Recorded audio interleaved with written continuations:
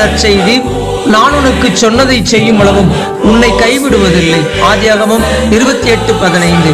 இயேசு கிறிஸ்துவின் இன்ப நாமத்தில் வாழ்த்துகள். பிரியமானவர்களே, யாக்கோபு தன் வீட்டை விட்டு ஓடிக்கொண்டிருந்தான். தன் சகோதரனாகிய ஏசாவிடமிருந்து தன் உயிரை காக்கும் எண்ணத்தில் பயணம் செய்யும் போது, யாருமில்லாத வேளையில் பயமும் கலக்கமும் அவனை ஆட்கொள்ளும் போது தூங்குகிறான். அப்போது கர்த்தர் அவனுக்கு தரிசனமாகி, நான் உன்னுடனே இருக்கிறேன், நீ போகும் இடத்தில் எல்லாம் உன்னை காத்து இந்த தேசத்திற்கு உன்னை திரும்பி வர பண்ணுவேன், நான் உனக்கு சொன்னதை செய்யும் அளவும் உன்னை கைவிடுவதில்லை என்றார்.